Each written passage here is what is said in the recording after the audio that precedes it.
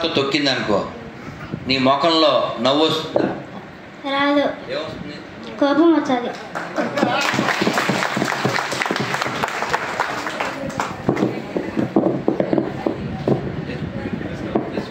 అది కోపం వచ్చిందంటే అర్థం ఏంటి? ఇది మధు డాక్టరు, దీనికి ఉంది మ్యాటరు, అంతే కదా. వీళ్ళ నాన్నని ఏం చేయలేదు, వీళ్ళ నాన్న చొక్కాని తొక్కితే కోపం వచ్చిందంటే దీనికి పౌరుషం ఉందనే కదా. ఉండాలా వద్దా? చిన్న బిడ్డ దీనికున్న ఇంగితం లేకపోతే, ఈ బిడ్డకున్న పౌరుషం లేకపోతే నీ బతికేందుకు? అవును కదా. Very good. మీ ఫ్రెండ్స్ ఓ 3 పేర్లు చెప్పు. మైత్రి, అర్సియా, దుషాంత్. ఓకే. మీ ఫ్రెండ్స్ ఎవరైనా మీ అమ్మ మీ నాన్న తిట్టారనుకో, ఇంకా వాళ్ళతో ఫ్రెండ్షిప్ చేస్తావా? చెయ్యను. మా అమ్మని మా నాన్నని తిట్టినాడు కాబట్టి. మనకి భూమి మీద ఫస్ట్ ఫ్రెండ్ ఎవరు? అమ్మ. మనం ఎవరిని చూసాం ఫస్ట్? అమ్మనేనా? మరి మన అమ్మనే తిరిగితే ఇంకా అది ఫ్రెండా ఎండా?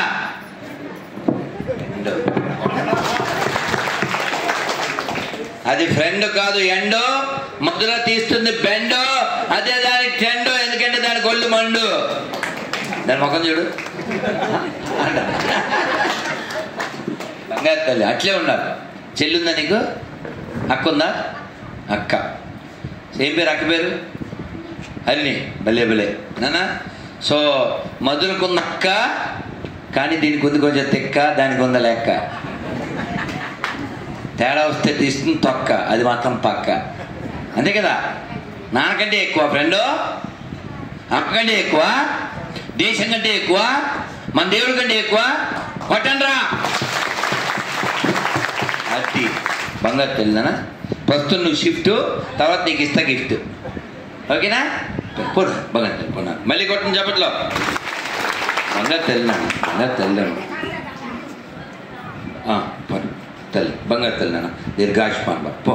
బంగారు తల్లి. అమ్మ ఆవుని కోసేసి మన దేశాన్ని 2 ముక్కలు చేసేసి మన దేవీ దేవతల్ని విమర్శిస్తూ హేళన చేస్తూ మన దేశానికి ధర్మానికి కంటకంగా నిలిస్తే నీకు సిగ్గు లేకుండా పీర్ల పండుగ ఎలా చేస్తావరా పోరంబోకు? అది గుడి దగ్గర. పీర్లు అంటే అర్థం తెలుసా నీకు? పీర్లు అంటే పీనుగలు రా. పీనుగంటే ఏంది? శవం.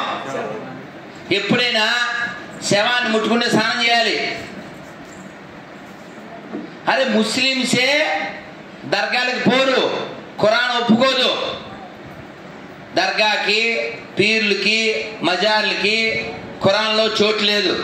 ఎక్కడైనా అరబ్ కంట్రీలో దర్గా ఉంటుందా? మరి మన దేశంలో ఎందుకు ఉంటుంది?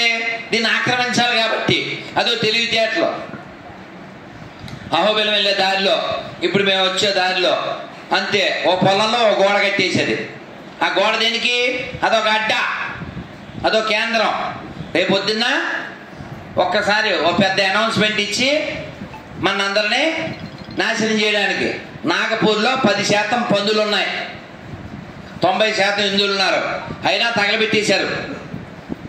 అందులో ఒకడు అంటున్నాడు, ఒక వృద్ధ పంది,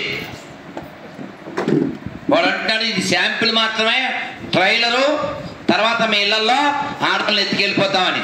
కాబట్టి మనం ఎవరిని భయ్య అనుకుంటున్నామో వాడు గొయ్యి తీయడానికి తలవారు పట్టుకుని రెడీగా ఉన్నాడు, మన తలలు కోయడానికి రెడీగా ఉన్నాడు. ఎవడైనా అన్ని మతాలు సమానం అంటే కొత్త చెప్పులు కొనుక్కున్నాను నేను. అర్థం కాదా? అర్థం కదా? నిరూపించాలి కదా. మీరు అన్నమాట నిరూపించాలా వద్దా? నువ్వు రారవుతుంది, నువ్వే ఆ పిల్ల వెనకాల అక్కడ నుంచో పర్లే. ఏం చదువుతున్నారా అమ్మా? ఏం పేరు? నవ్య. చెప్పు తల్లి. 5,000 సమానమా? సరిగా చూసి చెప్పు గట్టిగా. 5,000 సమానమా? కాదు కదా. చప్పట్లు కొట్టండి పిల్లకి. మీ అమ్మ షాప్లో బొమ్మ సమానమా? శివాలయంలో శివుడు ఎదురుగా ఎవరున్నారు? నిన్ను అడగలేదు. శివుడు ఎదురు నవ్య, శివుడు ఎదురుగా ఎవరున్నారు? ఇప్పుడు చెప్పు. గుళ్ళో నంది ఊళ్ళో పంది సమానమా? ఎప్పుడైనా ఆవుకి పండో బెల్లమో పెట్టావా?